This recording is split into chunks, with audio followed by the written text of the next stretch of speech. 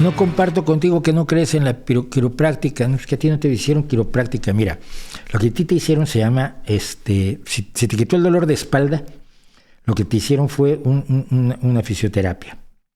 La quiropráctica es una forma de medicina que dice que manipulando la columna vertebral cura todas las enfermedades.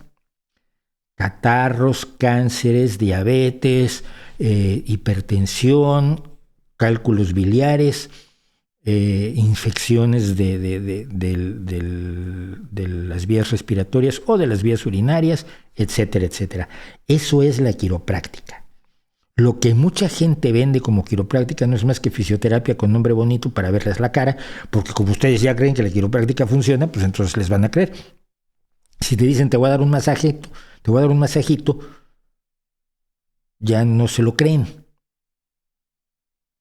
Yo voy a fisioterapia, a veces hago ejercicio, me lastimo, voy al fisioterapeuta. ¿Te quita dolores? Sí, algunos sí, otros no, otros necesitan cirugía.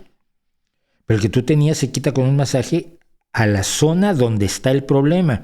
La quiropráctica no es eso, la quiropráctica nunca se planteó así.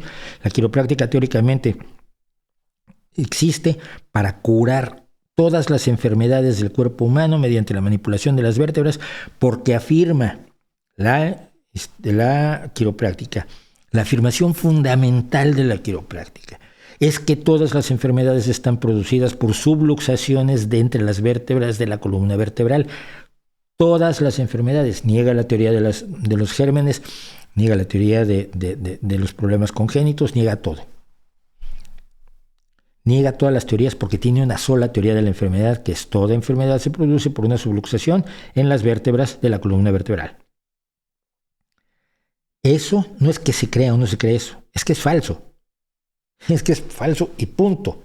Pero lo que a ti te hicieron y lo que le hacen a mucha gente es darles masajes de fisioterapia, de gente que estudia fisioterapia para precisamente manipular el sistema musculoesquelético, sobre todo para facilitar la curación, y les dicen es quiropráctica y ustedes ya se van por la calle. ¡Ay! Mira, funciona. No funciona.